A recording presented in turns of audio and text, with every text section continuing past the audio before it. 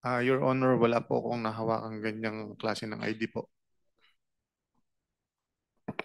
Ganun din po ako, sir. Kasi katulad nga po nung sinagot ko na LTO, may sinampahan na po kami. Sinagot na po namin yan sa LTO, sir. Ipaki-zoom mo nga yan. Ito, Okada na to eh. Sumulat sa amin. Okada letter dated 5 September 2025 to the Blue Ribbon Committee. No? Bryce Erickson D. Hernandez registered for OM membership on October 17 under the name of Marvin Santos de Guzman and presented a driver's license under the said name of Marvin Santos de Guzman. Sinungaling din ng Okada? Hindi ko po talaga nahawakan yung ID na yan, Your Honor, para i-present po sa kanila. Ikaw nga nag-present, Okada na nagsasabi eh. Sinong maniniwala sa'yo, Engineer Hernandez? Alam mo, you're being confronted with all these documents, all these proofs, ano? Tapos you keep denying and then you have the goal to ask for a legislative immunity. Magbibigay lang po ako ng example, mabilis lang po. Naalala ko po, nabanggit niyo po na naglaro ako nung September 1 sa casino. Hindi ako nagbanggit. Naglaro ka sa casino naglaro October 17 to 18. Sabay-sabay kayo. Di ba sabay-sabay? Nagkamali ng petsa. Actually, yung dating chairman. 17 to 18 ka nasa Okada. Huwag mo i-invoke yan kasi I'm telling you, mali yung premise ng dating chairman. But I'm telling you, I'm correcting it, nandoon ka noong October 17 to 18. Tama o mali? Anong year po, Your Honor? 2022. May admission ka dyan eh, sa statement mo. Apo. So you're not denying? Hindi ko po dinedeny yun. Nung napunta po ako ng Okada noon at nakapaglaro po. Nung ng 2022. 17 to 18. At hindi ko po alam yung state. Basta 2022 po Anyway, yun, Your Honor. You better compose yourself, ha? Kasi pabali-baligtad ang sinasabi mo. Walang maniniwala sa'yo pagkaganyan yung mga statement. Okada na yung nagsacertify eh. Yes po, totoo naman po na nakapaglaro po ako ng 2022 po. Hindi mo pinresent yung driver's license mo? Hindi po, Your Honor. Under the name Marvin de Guzman? Hindi po, Your Honor. So sinungaling ang Okada? Chairman. Yes, Senator Bam. Sino yung nag-apply nung membership sa Okada? Ang alam ko po, kung hindi po ako nagkakamali, isang taga-Soler po. Hindi ikaw yung nag-apply? Hindi po ako. So binigay na lang sa'yo yung membership number mo? Exactly po. Ganun po ang nangyari. Sino yung nag-apply para sa'yo? Baka pwede mong banggitin. Kaibigan po. Ano po? Bryce, you can still redeem yourself. I'm giving you one last chance. I'm telling you, I told you this earlier. Remember? Na diin ka dito. Remember that? Yes po. Huwag kang lulusot sa amin. Ang dami namin dito na pwede mag-fact check sa'yo. Ha? Opo. Naalala ko na po ang pangalan nung nag-apply nung membership. Mike, ano pilito niya? Archibald po. Ang sinasabi mo, si Mike, a certain Mike Archibald, nag-apply para sa yung membership sa Okada. Yes po, Your Honor. Kasi ang Okada, yung record nila is my driver's license na kasama ng membership mo. Sino nagbigay ng pangalan na De Guzman? Hindi ko po alam. Baka si Mike po. Pero pagpasok mo doon, alam mong De Guzman yung gamit mo? Wala pa po akong aid. Nung pumasok po ako doon, wala po kami membership eh. So si Mike po ang nag-ayos ng membership na yan. Hindi po kami. Okay, Mr. Chairman. Kayong dalawa, sinasabi nyo, hindi nyo alam na nagkalisensya kayo? Ako po hindi po, Your Honor. Picture mo yun ah. Oo nga po, nagul din po ako at meron ganyan lumalabas so ID. sinong nagpagawa ng lisensya mo, driver's license? Dahil fake, ayaw mong aminin. Hindi po. Yan ba yung legislative immunity na hiningi ninyo? Your Honor, hindi po talaga ako nagpagawa ng ganyang ID. O sino nagpagawa? Paano nagkaroon ng lisensya sa pangalan mo na fake? Dahil ang LTO sumulat na sa amin. Opo. Sinasabi lang, fake yung lisensya ninyo. So sinong kumuha para sa iyo nang hindi mo alam? Hindi ko po talaga alam, Your Honor. Basta ang alam ko lang po, Bryce, meron po akong sariling valid na lisensya ko po. bahala ka sa buhay mo, ha? But if with the indulgence of Senator Villanueva, Yes, Senator Bam. anong ginagamit mo sa casino? Anong ID ginagamit mo sa casino? Wala po akong gamit na ID sa casino. Ano po, membership number po. Yung sinasabi po kasi na pag meron na ng membership number na sasabihin mo po doon, makakapaglaro na po. Yung membership number na sa pangalan mo? Nakapangalan po sa ano, Sa? yun po, yung Marvin De Guzman. Oh, yun na nga. So may Marvin De Guzman ka nga na alias. Yun po yung nandun sa may membership number na ginagamit ko. Well, pero ID, membership ID, at saka license, wala po akong ganun na Marvin De Guzman. So ang Marvin De Guzman na alias, ginagamit mo pang casino. Kasi yan ang ginagamit mo para sa membership ID mo. Tama?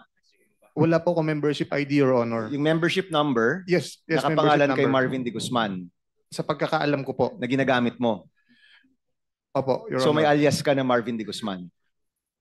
Parang ganun po. Pero tinatanggi mo na nagpagawa ka ng driver's license. Yes po, Your Honor. Okay. For the record, Mr. Chairman, meron siyang alias na Marvin De Guzman. Thank you, Mr. Chairman. Mr. Chairman, may I ask Mr. JP Mendoza, kasi binanggit niyo po dyan na si Secretary Bonoan ay kinukumpirma ng Commission on Appointments. Yan po yung binanggit po ninyo, no, sa Commission on Appointments. At ang date po na ito, would you say, tama po, yung sabi niyo, October 2023. Sir, check ko lang po yung eksaktong date dito sa Binasa picture niyo po kanina yung transcript. October 4, 2023 po, to be exact po. Yes, November 22, 2022 nang ma-confirm si Secretary Bonoan. Sabi niyo din, Mr. Mendoza, are you aware? Kasi sabi niyo din po na miyembro si Senator Villanueva ng Commission on Appointments. Sabi niyo rin, October 2023. Tama po? Sir, Binasa niyo po yung transcript eh. check ko lang. Ito po sa pagkaka-picture ko po, October 4, 2022, 10:31 p.m. po. Hindi kakasabi mo Yes lang po. kanina, yan din ang sinabi mo sa House. Yung 2023 po dumating yung project po. I'm sorry. Magulo yata yun, Mr. Chair. Sabi mo 2023, yung binasa mo kanina at binanggit mo sa House. Sir, upon checking po, kasi ito po yung picture. Para ma-summary ko po, sir, okay lang po ba na ipaliwanag ko po? Ito po Go ahead, kasi... sige, para maliwanag. Apo. Sir, pwede po bang humingi rin ako ng parliamentary immunity? May legislative immunity. Legislative immunity po. Of course, alam mo naman yung conditions, di ba? Apo. Nasabi sa Apo. kanina may legislative immunity pero hindi rin totoo ang sinasabi. Baka pareho rin ang Hindi, sasabihin mo. ito po para ma-explain ko po ng... Any objection? Hearing none, sige, granted. Ito po, sir. Ito pong time na to, nung papicturean po sa akin ni Boss Henry yung cellphone po niya kasi disappearing message po. That time po, ang sabi po ni Boss Henry, nagre-request daw po si Senator Joel ng pondo po. Nang almost parang ang pagkakabanggit ni Boss Henry is 1.5 billion. So balit doon sa parang pumasok sa conversation po na napicturan, isang kayang ialat lang po sa kanya ni Secretary Bonoan is 600 million. Totoo naman I'm po. sorry, Mr. Chairman. There's nothing there. Kahit na Actually, picture lang yung pinicture mo, there's nothing there that states that. Is this a new allegation that you're talking about? Actually, papaliwanag ko lang muna po, sir. Ang kaya lang po ni Secretary Bonoan that time is 600 million na ibigay. Kaya sa conversation po, This was parang- in October 2022. yes po, Okay. nung nagre-request nung October 22. Okay, Mr. Chairman, can I finish on that? Kasi lumalayo na po siya. Allow the resource person to finish the narration before Okay. we interject. Okay. Yung katulad nga po ng sinabi ni D.E. Henry noon, kung nagpa-follow up sa St. Joel, totoo naman po na ang nire-request niya is mga multipurpose building. Pero that time na hindi kayang ibigay yung amount na hinihingi ni Senator Joel, ang kaya lang ni Secretary Manny Bonoan po noong time na yun is 600. So, hindi maaabot yung target na almost 1 billion na mahigit. Naisipan po ni D.E. Henry na i-convert sa flood control yung 600 million na which is kinuhanan po ng 25% yung mga kontraktor para ang maging total is 150 million. Kung sinasabi po kanina na yung project po lumabas po siya ng 2023, wala po siya sa GAA. Meron po kaming conversation nung Chief of Staff po ni D.E. Henry na isinend po sa akin yung list na ayos na po na eto po, pakita ko po.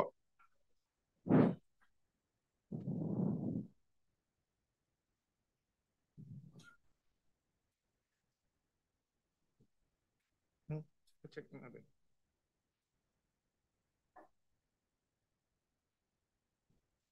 Paling pa-flash to. Kasi paputol na lang para hindi naman. Tama na lang, sir.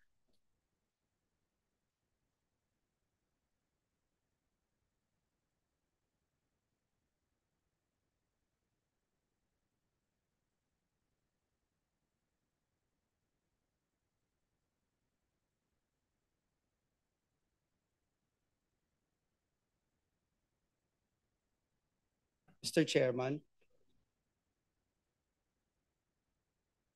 Not germane to my questions kasi, Mr. Yung Chairman. sinasabi mo, excuse me, Senator Joel. Sinasabi mo, meron kang screenshot ng conversation mo with Senator Joel?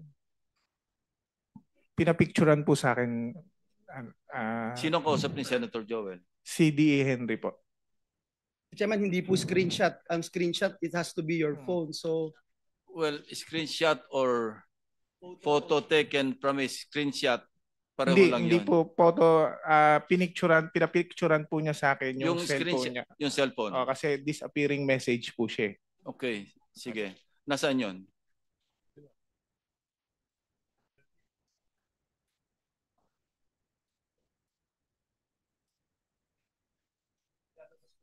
Ang binigay mo raw, list of projects, hindi Apa, yung... kumbaga, nung yung 600 million na kinonvert na lang po sa flood control, ito po, sinend po, ito po yung nasan po.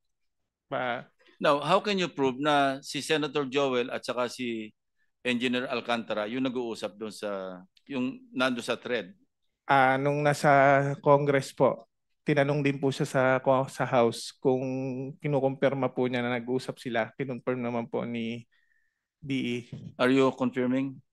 I confirm, nung last time po sa Congress, ang kinonfirm ko lang po na si Senator Joel po ay nag-follow up sa akin na pwedeng malagyan ng building, mga school building po ay multipurpose building, baka pwedeng mabigyan po ni Secretary. Meron daw po request pero pinapapollow up niya lang po sa akin. Pero there is no such thing as flood control, Your Honor. Yun po ang bilanggit ko sa Congress po. Ayan, Senator Joel, please continue. Thank you. Be thou as it may, Mr. Chairman, JP 2022-2023, hindi po ako miyembro ng Commission on Appointments. Hindi po ako miyembro. Pwede kong tanungin si Mr. Alcantara. Mr. Alcantara, same question that I asked Secretary Bonoan's Regional Director Tolentino. Was there a time na I asked or I nominated flood control program sa inyo? Wala po, Your Honor. Ever since po. Ever since, wala, Mr. Chairman. Was there a time na naglabi si Senator Villanueva for any contractor na in-endorse, pinakitaan ng pabor, or nilabi sa iyo, Mr. Alcantara? Wala po, Your Honor. Thank you, Mr. Chairman. Balikan kita, JP, no? Hindi ako CA member. Kinonfirm na si Secretary Bonoan dun sa sinabi nyo. Doon sa mga binanggit mo doon sa plenaryo, doon sa Kamara. Gusto ko lang malaman, meron bang nag-utos sa'yo, sabi sa'yo na banggitin ang pangalan ni Senator Villanueva na ang tanging basis mo ay pinicturan mo ang isang telepono na hindi din sa'yo? Wala po, sir.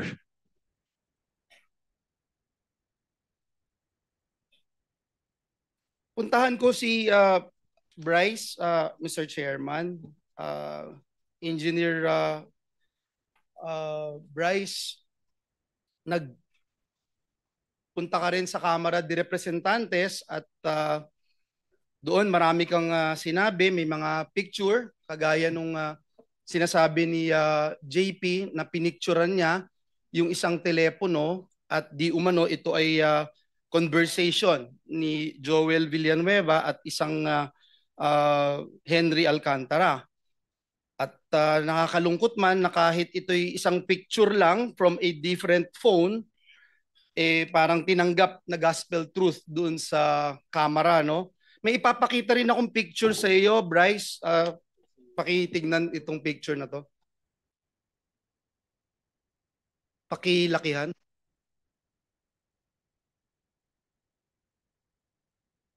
Bryce, naaalala mo ba yung messages na ito?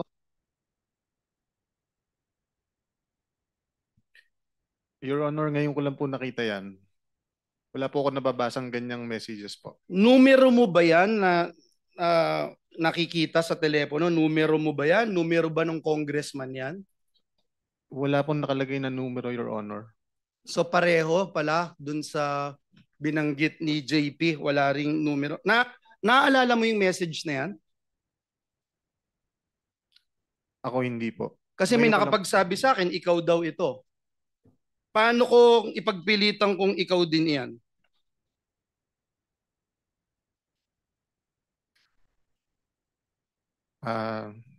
Nasa sa inyo na po yan, Your Honor.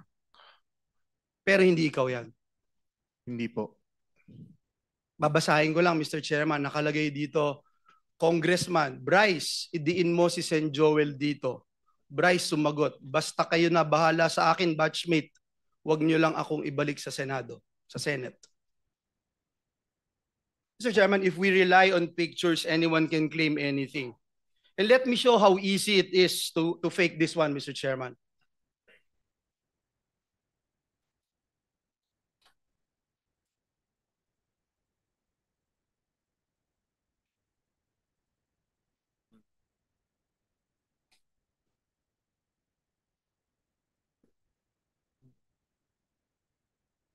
"20 seconds, Mr. Chairman.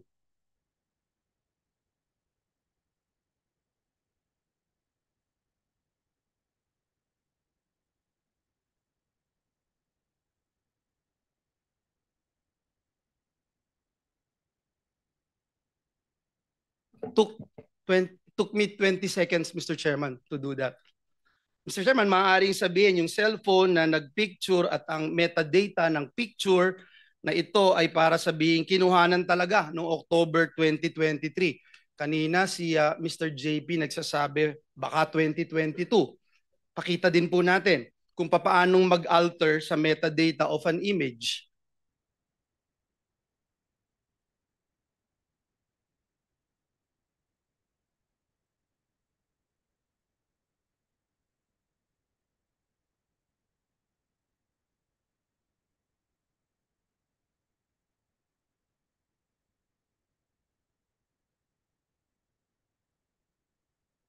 Ganun po kadali, Mr. Chair. Mr. Chairman, bukod po sa napakadaling magdoktor ng picture, inamin niya po mismo doon sa camera, and if we can show the minutes and the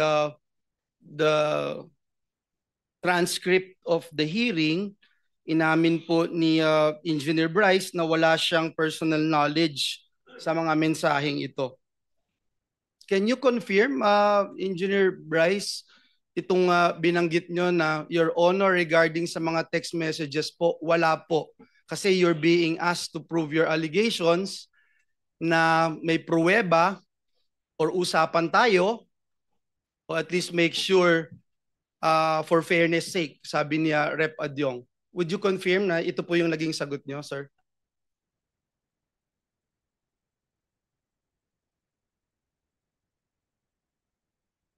Yes, Your Honor.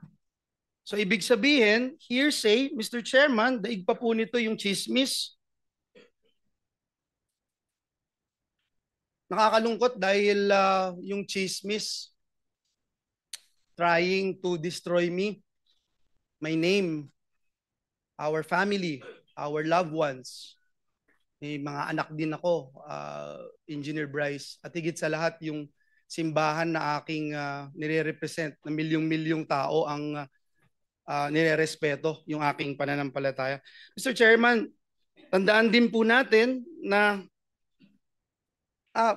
Bryce and JP, nakita nyo kanina yung pinakita kong video. Hindi ba ganun kadali gumawa? Yes or no lang? Hindi po namin alam na pwede palang gawin yon, Your Honor. Hindi nyo alam. Okay. So ibig sabihin, hindi nyo ginagawa itong pamimeke. Hindi po, Your Honor. Okay. Hindi nyo ginagawa.